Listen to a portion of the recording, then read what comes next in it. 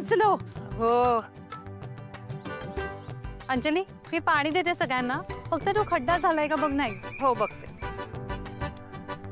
मनोहर, एवढी सायकलची घंटी वाजवतोय, जरा साईड द्यायला काय झालं रे? अरे बाबा, तुला साईड देऊन तू काय सायकलच्या रेस मध्ये गोल्ड मेडल घ्यायला जाणार होतास का? बरं, अटेंडन्स 100% आहे का आपला? अरे प्रमिला आजी कुठे? आले आले. ते बघ, ज्यांचा वाढदिवस आहे ना त्यात सगळ्यात शेवट आहेत. आज वाढदिवस आहे की नाही, मग सगळं माफ आहे त्यांना. चला, आता आपल्या ठरलेल्या प्रथेप्रमाणे आपण वाढदिवसाच्या दिवशी एक रोप लावतो. सो प्रमिला आजीच्या नावाने हे रोप लावूया.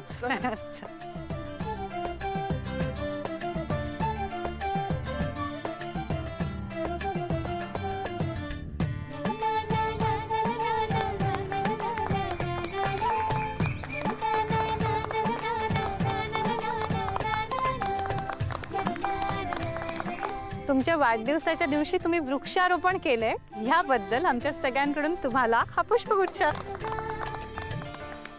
मला तुम्हाला सगळ्यांना एक गंमत दाखवायची. गंमत? या माझ्या बरोबर.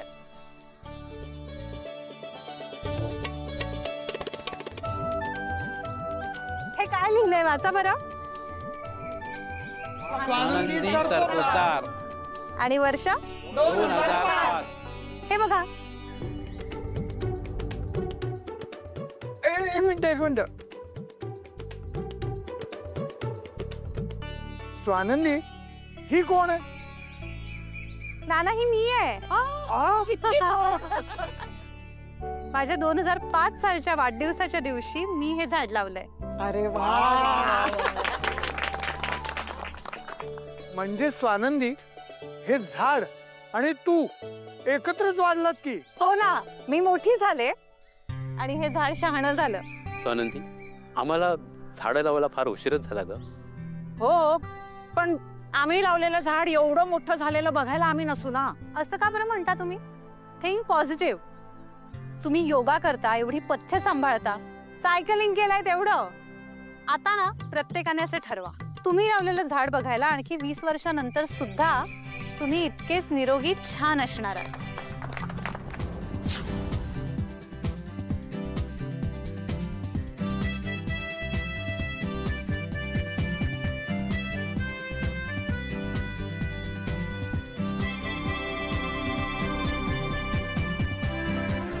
आता महत्वाचं, आज जास्त का खूप साखर नको पोटात. मॅडमचं बरोबर लक्ष आहे.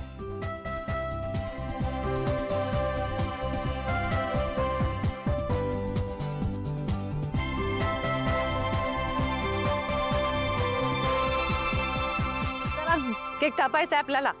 Happy birthday to you, happy birthday to you.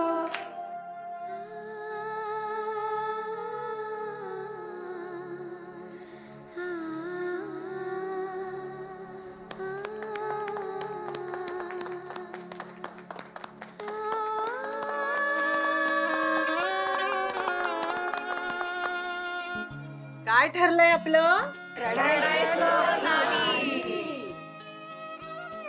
हो, पण हे सगळं माझ्या मुलांनी करायला हवं. आहात पण पोटची मुलं ती जाऊन बसली आहेत परदेशात. सकाळपासून एक फोन सुद्धा आला नाही ग त्यांचा.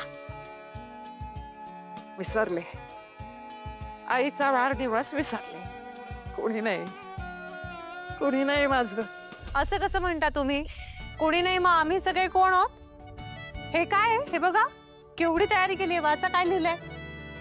प्रमिला आजी, तुम्हाला आपलं घर परिवारातर्फे वाढदिवसाच्या शुभेच्छा. आजी, आपल्या आयुष्यात माणूस नाही असं कधीच नसतं. ते असतं, कायम असतं. तो आहे ना तिथे बसलेला, त्याला सगळ्यांची काळजी असते आणि तो आपल्या प्रत्येक गरजेला, जेव्हा आपल्याला माणसाची गरज असते तेव्हा ते आपलं माणूस कुठल्या तरी रूपात असं उभं राहतं. हे बघा, केवढी मोठी फॅमिली आहे तुमची. त्या सगळ्यांनी मिळून तुमच्यासाठी गिफ्ट्स पण आणली आहेत.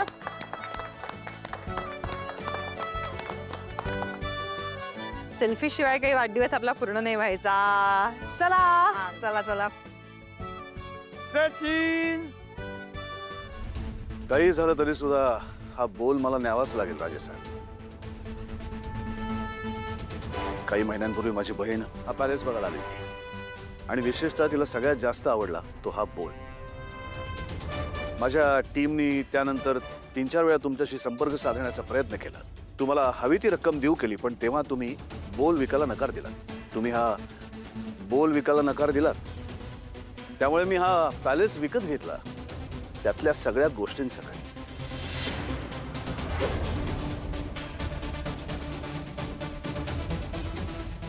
त्यात तो बोल पण आला.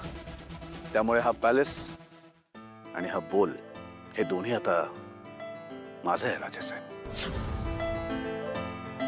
थँक्यू.